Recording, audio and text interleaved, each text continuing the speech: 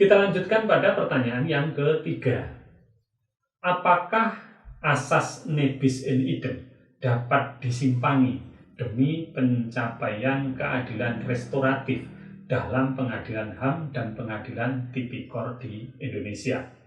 Kemudian tujuannya ternyata setelah kita lihat adalah untuk menemukan kemungkinan dijadikannya keadilan restoratif sebagai alasan pembenar terhadap pengecualian penggunaan asas nebis in idem dalam sistem peradilan pidana, khususnya untuk pengadilan HAM dan pengadilan tipikor di Indonesia. Nah, dari ketiga rumusan masalah yang menggunakan kata apa tadi tampak jelas perbedaannya. Ketika apa itu hanya perlu dijawab dengan deskripsi, maka program S1 itu bisa mengerjakan. Kemudian kalau itu memerlukan analisis yang bersifat interdisiplin, maka diperlukan mahasiswa S2 yang mengerjakan. Ketika pertanyaan yang ketiga mengenai apakah asas nebis in idem bisa disimpangi, saya berpikir bahwa itu harus dijawab oleh mahasiswa program S3. Apa sebabnya? Jawabannya sederhana, karena untuk menentukan pengecualian sebuah asas di dalam hukum pidana itu tidak cukup menggunakan kajian yang bersifat monodisiplin, tetapi perlu menggunakan multidisiplin dan juga interdisiplin. Menurut saya, rumusan masalah yang menggunakan kata tanya apa di dalam pertanyaan yang ketiga tadi memang perlu dilakukan satu pengkajian oleh mahasiswa program doktor dalam rangka untuk penyelesaian disertasi, karena perubahan satu asas itu bisa dilakukan sepanjang itu memang diperlukan. Nah, contohnya begini. Kalau kita bicara mengenai sistem peradilan pidana, maka alasannya selalu saja ini adalah demi perlindungan HAM, makanya digunakan asas nebis in idem. Tetapi jika kita pertanyaannya balik, maka apakah HAM yang dimaksud hanya HAM-nya dari pelaku? Apakah bukan karena HAM-nya juga berkaitan dengan korban dan masyarakat? Tentu jawabannya iya, karena di dalam hukum pidana sekarang ini orientasi sebuah pemidanaan dan penggunaan pidana bukan hanya ditentukan oleh orientasi pada pelaku, tetapi juga orientasi kepada korban dan orientasi pada pembelaan hak asasi manusia. Karena itu maka di dalam hukum internasional asas nebis in idem khususnya adalah dalam pidana internasional itu digunakan. Ini bertentangan sekali dengan asas yang selama ini digunakan oleh hukum nasional pada masing-masing negara, bahwa asas itu tidak digunakan untuk sistem peradilan pidana.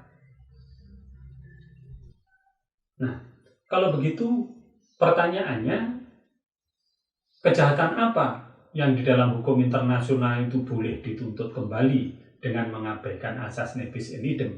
Kita tahu ada 4 jenis kejahatan inti yang dibolehkan untuk dituntut dengan mengabaikan asas nebis in idem. Yang pertama adalah kejahatan terhadap kemanusiaan, kemudian yang kedua adalah kejahatan genosida, kemudian yang ketiga adalah kejahatan perang, dan yang keempat adalah kejahatan agresi.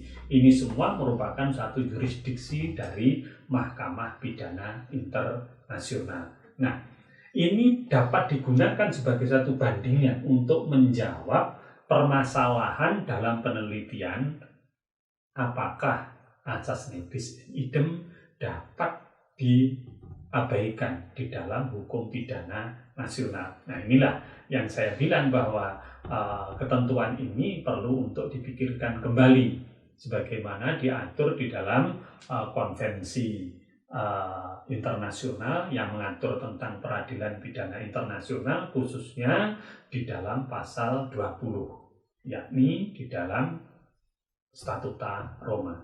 Nah, dari sini kita bisa melihat bahwa wacana mahasiswa program doktor yang konsentrasinya itu hukum pidana maka secara akademik bisa menggunakan satu konsep yang saya pikirkan ini untuk membuat satu hasil temuan baru tentang pengecualian asas nebis in idem. Misalnya di dalam konteks pengadilan tindak pidana korupsi dan pengadilan HAM di Indonesia. Jadi kata tanya apa itu bisa digunakan untuk disertasi ketika memang orientasinya untuk menjawab diperlukan pendekatan multidisiplin dan interdisiplin. Nah, prospek penelitian tersebut itu perlu diperluas dengan membandingkan beberapa kasus. Misalnya begini, ternyata dimungkinkan seorang pelaku kejahatan tindak pidana korupsi itu ketika dicari oleh penegak hukum kemudian tidak diketemukan, kemudian diadili secara in absentia, artinya memang pelaku kejahatannya tidak ditemukan. Nah, suatu saat setelah dia itu diputus bebas atau mungkin diputus dengan pemidanaan, kemudian ternyata tersangkanya itu ketemu. Ketika ketemu, maka akan sangat mungkin dia diadili kembali. Untuk apa? Pertama juga untuk keadilan bagi pelaku tindak pidana, dan yang kedua juga untuk keadilan bagi masyarakat dan juga negara. Karena bisa jadi terdakwa dalam konteks ini pelaku tindak pidana korupsi yang sudah ditangkap kemudian itu diadili lagi akan menciptakan satu konsep keadilan yang baru, karena pada saat diadili dia tidak mempunyai argumentasi yang cukup untuk menerangkan tentang terjadinya suatu tindak pidana. Jadi tujuannya bukan semata-mata untuk menjatuhi pidana atau untuk membebaskan, tetapi tujuannya adalah untuk mencapai keadilan restoratif. Begitu juga dengan ketika kita menggunakan pengecualian asas nebis in idem ini, misalnya di dalam sistem peradilan hak asasi manusia di Indonesia. Begitu juga dengan peradilan-peradilan yang lain, sepanjang itu memungkinkan, mungkin secara akademik asas nebis in idem itu dapat disimpangi. Untuk menyimpangi perlu argumentasi, perlu pendekatan yang bersifat multidisiplin, interdisiplin dalam rangka untuk menemukan sesuatu yang baru. Disinilah kita akan gunakan konteks disertasi dan juga konteks penelitian yang bersifat lebih luas lagi.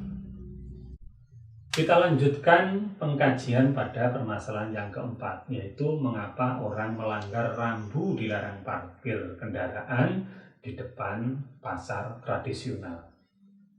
Kemudian setelah kita lihat dari tujuannya, ternyata untuk memahami penyebab orang melanggar tadi, maka kita tidak perlu sulit untuk menjawabnya, karena kita cukup ambil saja teori dari kriminologi mengapa orang melakukan kejahatan. Ambil saja misalnya teori netralisasi.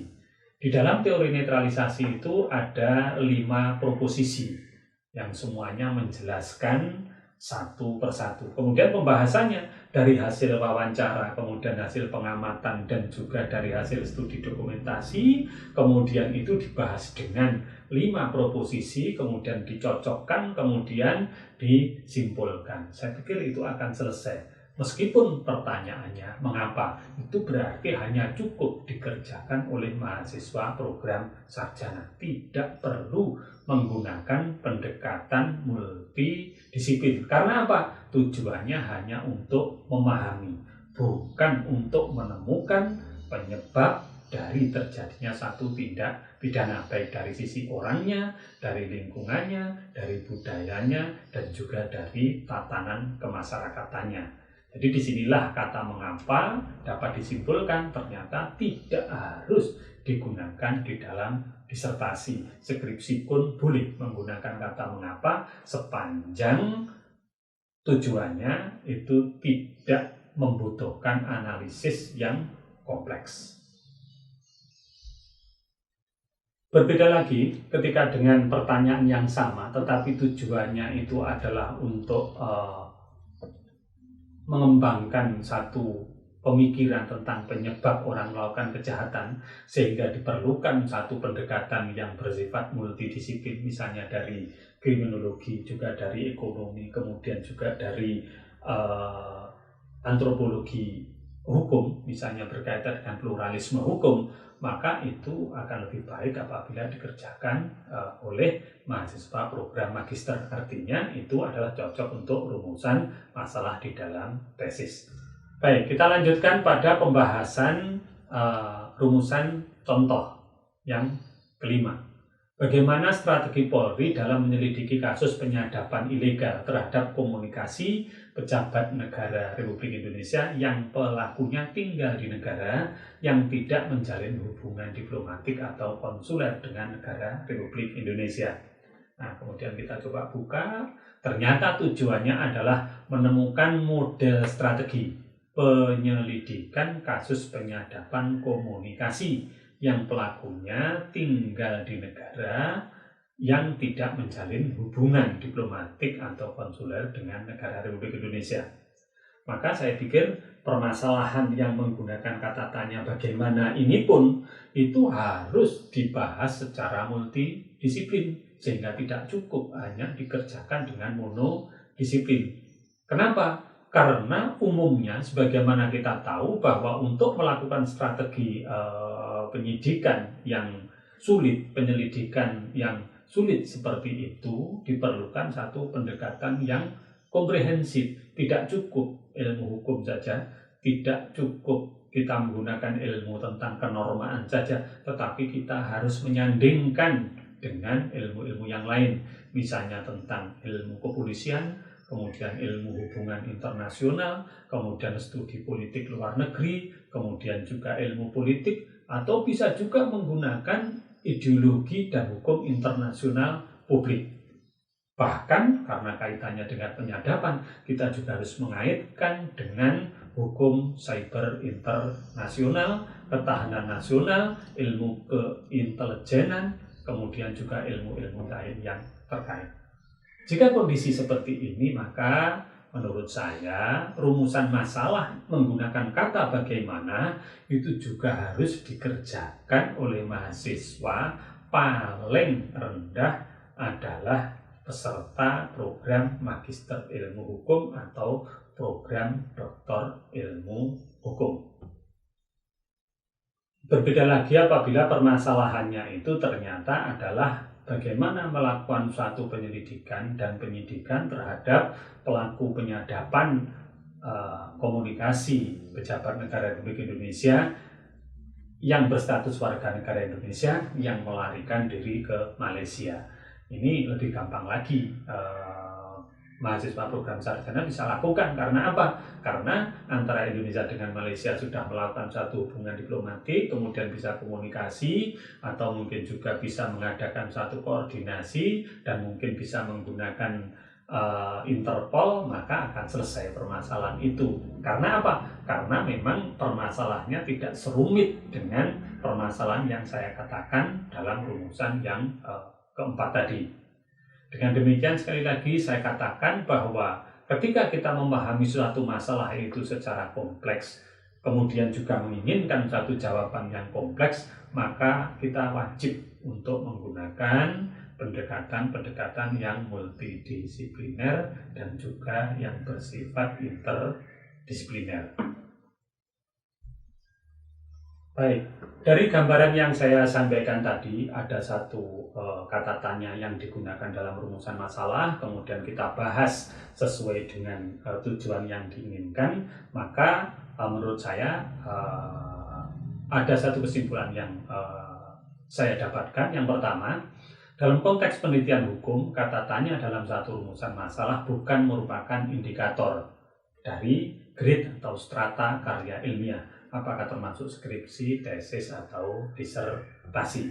Kemudian yang kedua, indikator untuk mengetahui karya ilmiah itu tergolong apa, kemudian juga pertanyaan yang bagus yang bagaimana, ternyata harus dilakukan. Selain melihat rumusan masalahnya, juga harus tujuannya, ada pendekatannya, dan juga hasil pembahasan yang ditargetkan.